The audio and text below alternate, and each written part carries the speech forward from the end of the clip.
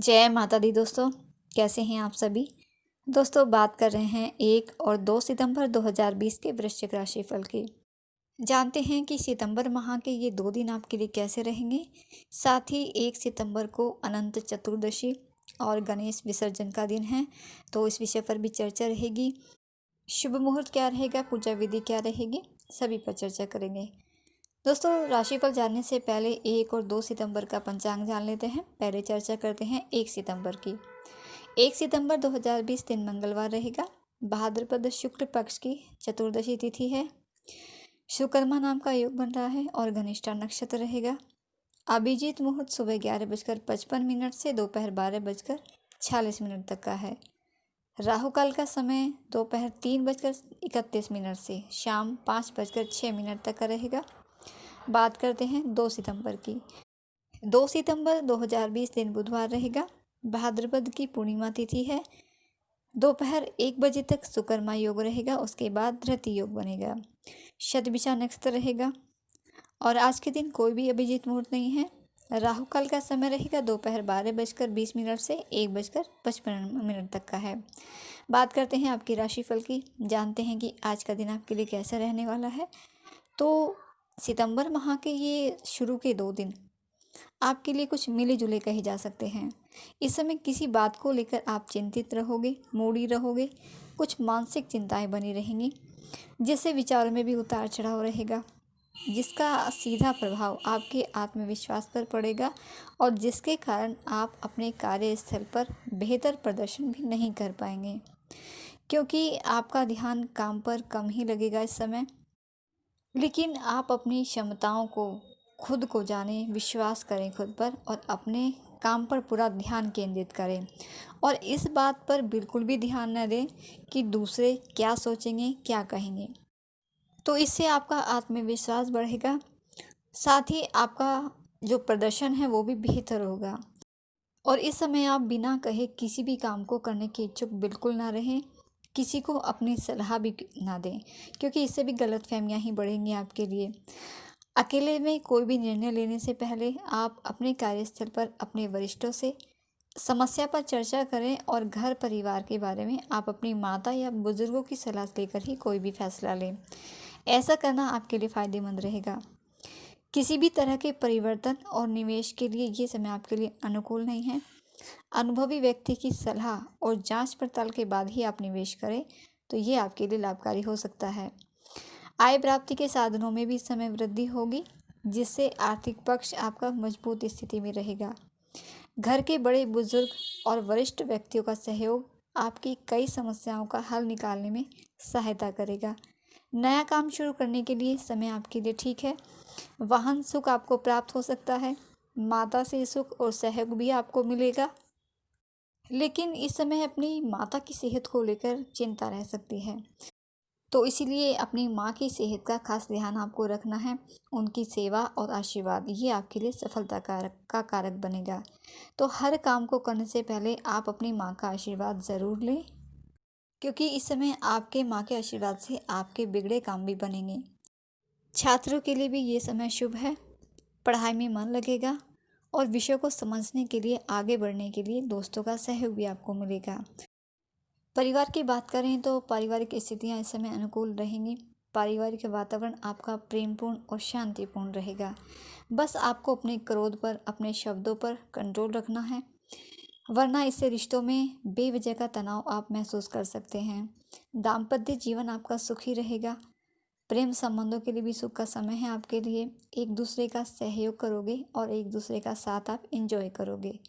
अपने स्वास्थ्य को लेकर भी आपको ध्यान देना है। लापरवाही के कारण आपका स्वास्थ्य बिगड़ सकता है, कोई पुराना रोग उभर सकता है। यात्रा के दौरान बहुत ही सावधानी आपको बरतनी चाहिए इस दौरान, क्योंकि वाहन सावधानी से आपको चलाना है।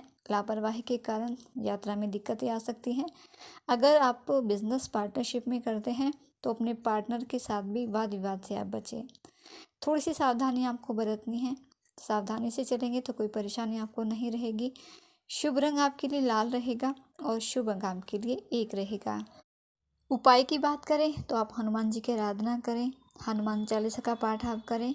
मंगलवार का दिन है 1 सितंबर को। तो हनुमान जी को चोला चढ़ाना आपके लिए लाभकारी रहेगा। और अब बात करते हैं 1 सितंबर की। 1 सितंबर को अनंत चतुर्दशी है और साथ ही गणेश विसर्जन का दिन भी है। दोस्तों, भाद्रपद मास के शुक्ल पक्ष की चतुर्दशी तिथि को अनंत चतुर्दशी मनाई जाती है। इसे अनंत चौदस भी कहा जाता है। इस वर्ष अनंत चतुर्दशी 1 सितंबर दिन मंगलवार को रहेगी। अनंत चतुर्दशी के दिन भगवान श्री हरि विष्णु जी के अनंत स्वरूप की पूजा की जाती है और भक्त इस दिन भगवान श्री हरि विष्णु जी की पूजा आराधना करते हैं, उनका व्रत रखते हैं। और धार्मिक मान्यताओं के अनुसार ऐसी मान्यता है कि यदि अनंत चतुर्दशी का व्रत लगातार 14 वर्षों तक किया जाए तो उस व्यक्ति को विष्णु लोक की प्राप्ति होती है। इसके साथ ही अनंत चतुर्दशी के दिन भगवान विघ्नहर्ता श्री गणेश जी की मूर्तियों का भी विसर्जन किया जाता है। अनंत चतुर्दशी के साथ ही भगवान गणेश जी को विदा किया जाता है और अगले वर्ष आने की प्रार्थना की जाती है।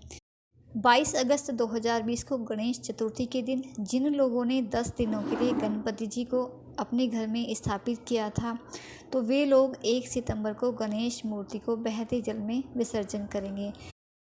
तो क्योंकि इस वर्ष कोरोना काल है, वैसे तो बड़े ही धूमधाम से भगवान गणेश जी का विसर्जन किया जाता है, तो बहते जल में तो प्रभावित करना सभी के लिए नहीं होगा संभव, तो इसलिए आप अपने घर पर भी भगवान गणेश जी का विसर्जन कर सकते हैं। आप एक गमला लें और उसमें उसको पानी से भरकर आप उसमें भगवान गणेश जी का विसर्जन करें। उसके बाद आप इस गमले में आप एक पौधा लगा सकते हैं, लेकिन आपको ध्यान रखना है कि आप तुलसी का पौधा इसमें बिल्कुल न लगाएं, क्योंकि भगवान गणेश जी को तुलसी जी अर्पित नहीं की जाती। तो इस तरह से आप भगवान गणेश जी का विसर्जन कर सकते हैं अपने घर पर भी। तो क्योंकि कोई भी तिथि होती है उदय तिथि ही ली जाती है, यानी जो तिथि सूर्योदय में आती है वही तिथि मान्य होती है, जिस तिथि में सूर्योदय होता है। तो इसीलिए शुक्ल पक्ष की चतुर्दशी जो तिथि रहेगी उसका प्रारंभ 31 अगस्त दिन सोमवार को सुबह 8:49 से हो रहा है, जो कि 1 सितंबर को सुबह 9:39 तक का है। तो ऐसे में 1 सितंबर को ही उदय तिथि मिल रही है, तो इसीलिए अनंत चतुर्दशी 1 सितंबर को ही मनाई जाएगी।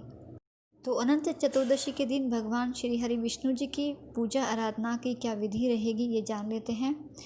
इस दिन व्रत रखने वाले पुरुष अपने दाहिने हाथ में और महिलाएं अपने बाएं हाथ में अनंत धागा धारण करती हैं। यह धागा 14 गांठों वाला होता है और ये 14 गांठें भगवान श्री विष्णु जी के द्वारा निर्मित 14 लोकों का प्रतिनिधित्व करती हैं। तो इस दिन आप सुबह जल्दी उठकर स्नान आदि कर लें। इसके बाद पूजा व्रत का संकल्प लें और पूजा वाली जगह को आप साफ शुद्ध कर लें गंगा जल से। इसके बाद कलश की स्थापना करें और वहाँ पर आप भगवान विष्णु जी की तस्वीर भी लगा सकते हैं, उसको भी लगा लें। साथ ही आप कलश पर अष्टदल कमल की तरह बने बर्तन में कुश से निर्मित अनंत की स्थापना करें। इसके बाद एक धागे को कुमकुम, केसर और हल्दी से रंगकर उससे अनंत सूत्र तैयार कर लें। यहाँ इस बात का विशेष ध्यान आप रखें कि इस अनंत सूत्र में 14 गांठें ज़रूर होनी चाहिए। इसके बाद इस सूत्र को आप भगवान विष्णु जी की तस्वीर के समक्ष रख दें। इसके बाद भगवान विष्णु और अनंत सूत्र की आप षोडशोपचार विधि से पूजा शुरू करें और पूजा पूरी करने के बाद आप बनाए गए अनंत सूत्र को अपने बाजू में बांध लें। पूजा के बाद ब्राह्मणों को भोजन कराना चाहिए और सपरिवार प्रसाद ग्रहण जरूर करना चाहिए। इसके बाद आप गणेश विसर्जन की पूजन विधि जान लेते हैं। तो गणेश विसर्जन से पहले आप भगवान गणपति जी को उनके पसंदीदा चीज़ें जैसे मोदक और लड्डुओं का भोग ज़रूर लगाएं। सामान्य दिन की ही तरह इस दिन भी आप गणेश जी भगवान जी की पूजा अर्चना करें। पूजा के बाद सपरिवार मिलकर भगवान गणेश जी के पवित्र मंत्रों का जप करें और भगवान गणेश जी की आरती करें। इसके बाद एक लकड़ी का एक पटरा लेकर उसे गंगा जल छिड़ककर आप साफ शुद्ध कर लें और उस पर सुंदर और स्वच्छ सा एक कपड़ा बिछा लें। लकड़ी पर स्वास्तिक बनाएं और अक्षत रखें। अब इस लकड़ी पर आप भगवान गणेश जी को स्थापित करें। गणेश भगवान की स्थापना करने के बाद आप उन्हें धूप, दीप, सुगंधित इत्यादि अर्पित करें। साथ ही आप भगवान जी को लड्डू और मोदक का भोग भी ज़रूर लगाएं। साथ ही लकड़ी के पटरे पर रख दें। अब उन्हें विसर्जन वाली जगह पर लेकर जाएं और विसर्जन से पहले भी आरती ज़रूर करें और फिर इसके बाद भगवान विघ्नहर्ता श्री गणेश जी का आप विसर्जन करें। साथ ही भगवान गणपति जी से आप हाथ जोड़कर प्रार्थना करें। जाने अनजाने की गई गलतियों के लिए आप उनसे क्षमा याचना ज़रूर करें और उनसे अगले वर्ष आने की भी प्रार्थना ज़रूर करें। तो दोस्तों, ये थी जानकारी आपके लिए आपके राशिफल की और अनंत चतुर्दशी से जुड़ी कुछ जानकारियाँ। वीडियो अच्छा लगा है, जानकारी पसंद आई है तो वीडियो को लाइक और शेयर करना बिल्कुल नहीं भूलिएगा। आपका दिन शुभ रहे। माता रानी आपको और आपके परिवार को स्वस्थ रखे। भगवान गणेश जी का आशीर्वाद आपको मिले। इसी शुभकामना के साथ जय माता दी।